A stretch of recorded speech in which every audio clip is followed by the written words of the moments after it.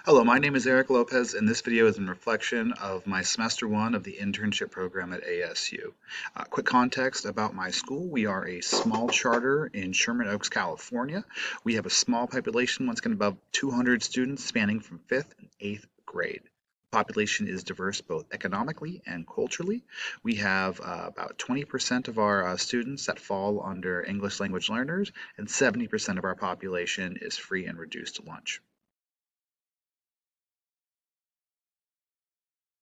So being part of the leadership team has truly been a major highlight for me. As I compare my pre-internship score with my mid-year scores, these are the areas where I see significant growth. Working with new teachers and helping them cultivate their craft in turn has given me insights on ways to better implement my own teaching. Additionally, I have been blessed with opportunities to work off-site at a campus with a much larger population in a traditional public school setting, and this has been an amazing chance to see the dynamics of a system that is completely different than what I'm used to. It's also fun to get an opportunity to see kids doing different things, whether it's school dances or shows where they're performing, whether it's music or theater or things of that, and getting to showcase their talents where we just don't have that ability at my site. Two standards where I grew this semester were the PSEL, 6A, where recruit, hire, support, develop, and retain effective and caring teachers and professional staff and form them into educationally effective faculty. Being part of the leadership team has allowed me to cultivate not only the new teachers, but also the culture of the school. We have a solid team, and I love that I am the go-to person for troubleshooting the minutia of the day-to-day questions. My specific evidence for this was the Character Week event that I created and trained the staff on. It was well received by both students and faculty alike, and I have that for you right here. So Character Week spanned the week of October 14th through 18th. We had a different event for each day where the kids got a chance to dive into the aspect of that specific character. I know there's 6 pillars of character, but there's only 5 days of the week, so we only focused on 5 of them. The kids also wore a specific color to highlight that character trait as well. So we have Monday was blue, Tuesday was yellow, Wednesday was green, Thursday was orange, and Friday was red.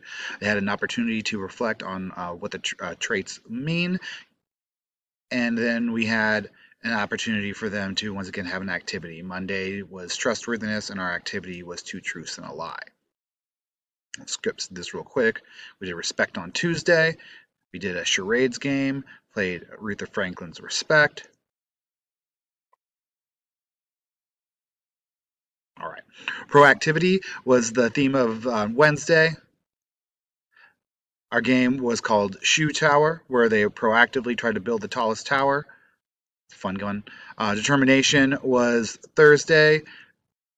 Our game was two rings, where we had hula hoops and people all hold hands and try to get it from one end of the ring of people holding hand to the other, and then we try to have them beat that time.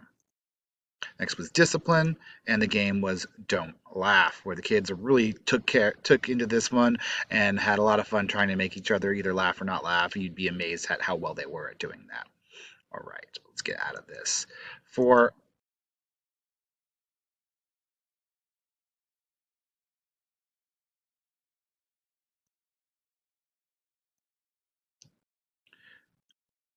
For my second element and standard, I feel that I obtained significant growth in PSEL 8Ds to maintain the presence in the community and understand its strengths and needs, develop productive relationships, and engage its resources for the school. One of my favorite experiences this semester was getting an opportunity to go with my principal to tour some of the schools that are feeders to our site. We have a population issue at this moment. We had a lot of students who signed up and then didn't come to school. We have a lottery system, so by the time we were able to pull from that lottery, a lot of those kids were already gone. So currently we are underpopulated, which absolutely affects our local control funding. All right. My principal first identified to me the local elementary schools that would qualify as feeders by pulling them up on Google Maps, kind of give us an idea of where we would be going. He had previously set up some appointments with the office staff, and he had previous relationships with a lot of the administrators as well. So I was able to get a chance to go and talk with them and see basically what he does when he gets to the recruiting stage. He set up a lot of time where we have a tent or a booth specifically at things like their winter carnivals or things like that, where we could just get a chance to get our name out into the community, get a chance to get talk one-on-one with parents who are interested in doing a charter as opposed to a traditional public school, and once again just show that we are a viable option and get us some people to be willing to sign up for next year. It was a great experience. The second part of that, we went to local communities. There's a couple strip malls where we are. We are at the very end of like a business strip mall, so we're kind of tucked away next to a freeway off ramp, and not a lot of people know about us, especially businesses in the community. And we were trying to build bridges and partnerships with them so we could get some sort of fundraising events, or we have Thursdays where we would have different vendors come out and have an opportunity to sell to our students, which is great because they love that experience. Plus, it's good for the community because they get an extra opportunity for sales. Right. That was two standards where I felt I grew. The two standards where I feel I still need to grow are PSEL 1E, review the school's mission and adjust the changing expectations and opportunities for the school. While I'm now more familiar with the mission statement, thanks to the school scan, there are no plans to change or adjust it in the immediate future. Thus, any opportunities to do so remain unavailable to me. The second area where I need to grow is PSEL number 9D. That's responsible, ethical, and accountable stewardship of the school's monetary and non-monetary resources. So I've shown a bit of growth in this area, especially by taking the school financing class, and I have a broader understanding of what it takes to fund a school.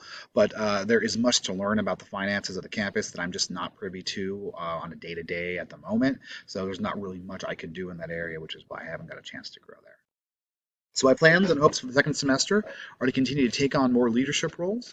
One specific area I can feel I can be of service is testing. Our ELL students for fluency by administering what's called the LPAC here in California. That's the English Language Proficiency Assessments for California.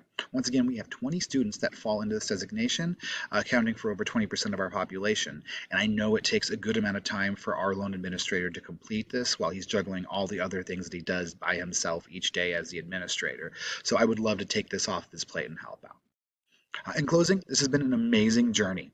The second semester is wrought with state testing, accreditation, and a multitude of other hurdles that will need to be in place to set up for success in the fall of next year. Our major obstacle is to fill our rosters, as the local control, once again, is the most significant portion of our funding. And all of this has to happen with the spring break. And, once that happens, all the kids are already geared towards the end of the year. It goes fast. So I feel honored to be given an opportunity to experience this program at this time with both my mentor principal and the knowledgeable support staff of the ASU team. Thank you. Have a wonderful day.